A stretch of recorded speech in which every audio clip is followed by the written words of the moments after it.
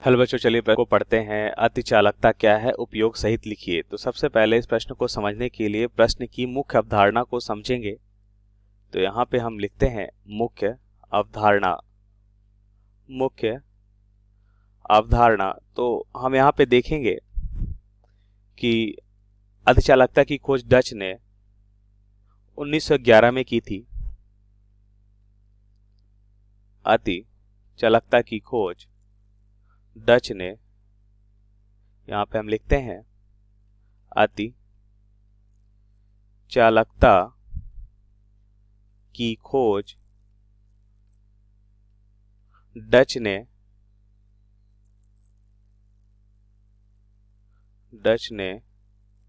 1911 में की थी। इन्होंने सबसे पहले बताया कि जब पदार्थ को क्या करते हैं, हम क्रांतिक ताप से नीचे ताप तक ठंडा करते हैं। जब पदार्थ को किस ताप से, क्रांतिक ताप से नीचे, क्रांतिक ताप से नीचे ताप पर ठंडा किया जाता है। ताप पर ठंडा किया जाता है, किया जाता है तो पदार्थ अतिचालकता प्रदर्शित करता है। तो पदार्थ अति चालकता, पदार्थ अति चालकता प्रदर्शित करता है। तो यह बात हम समझ गए कि अतिचालकता क्या कहलाता है, प्रदर्शित करता है। और इस अवस्था में पदार्थ का प्रतिरोध और चुंबकीय क्षेत्र क्या हो जाता है, शून्य हो जाता है। और इस अवस्था में हम क्या देखते हैं, इस अवस्था में हम देखते हैं कि पदार्थ का प्रतिरोध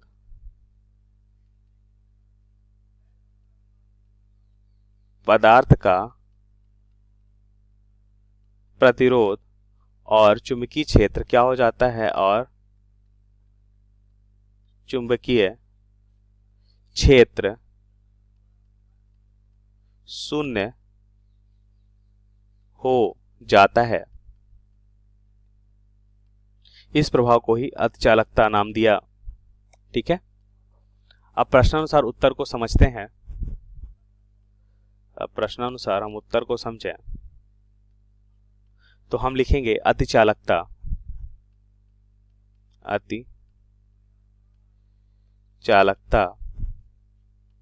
की परिभाषा को समझें तो हम लिख सकते हैं कि ऐसा पदार्थ या धातु, हम यहां पे लिखते हैं ऐसा पदार्थ या धातु जिनमें क्या हो, एक निश्चित ताप पर हम क्या देखते हैं, प्रतिरोधकता का मान अगर बहुत तेजी से घटता या शून्य हो जाता है तो यही पदार्थ अतिचालक पदार्थ कहलाता है। तो ऐसा पदार्थ या कोई धातु क्या हो, जिनमें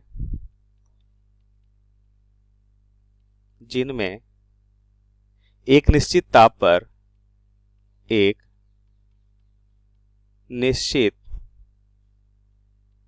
ताप पर प्रतिरोधकता का मान क्या हो, बहुत तेजी से, प्रतिरोधकता का मान बहुत तेजी से घटता है, बहुत तेजी से घटता है या शून्य हो जाता है, और शून्य हो जाता है तो इन पदार्थ या धातु को अर्धचालक पदार्थ या धातु कहते हैं शून्य हो जाता है इन पदार्थों या धातुओं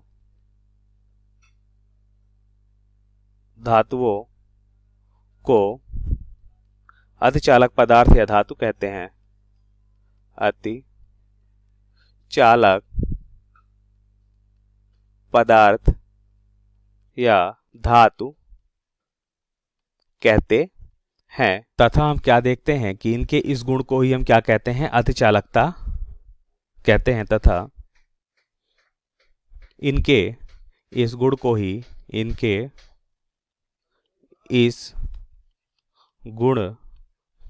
अतिचालकता कहते हैं। क्या कहते हैं? अतिचालकता कहते हैं। अतिचालकता कहते हैं। अब यहां पे हम देखते हैं उपयोग। हम क्या देखेंगे? उपयोग। तो इनका उपयोग कहाँ पे होता है सबसे ज्यादा? देखिए, अगर इसका उपयोग हम देखें तो हम देखते हैं कि चुंबकीय क्षेत्र वाली चुंबक बनाने में इनका अधिक उपयोग कहाँ किया जाता है? चुंबकीय क्षेत्र वाली चुंबक बनाने में चुंबकीय क्षेत्र वाली चुंबक बनाने में चुंबकीय क्षेत्र वाले चुंबक बनाने में हम उपयोग करते हैं। बनाने में और कहाँ हम देखते हैं इनका उपयोग? तो इनका उपयोग हम देखते हैं ट्रांसफार्मर एवं सुपर कंप्यूटर बनाने में हम इनका उपयोग करते हैं।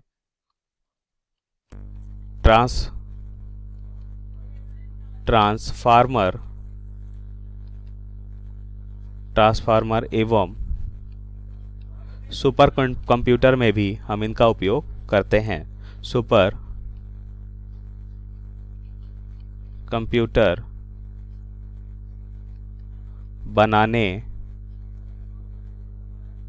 में हम अर्धचालक पदार्थ का उपयोग करते हैं। तो यह हमारे प्रश्न का सही उत्तर है। आशा करते हैं आपको समझ आया होगा। धन्यवाद।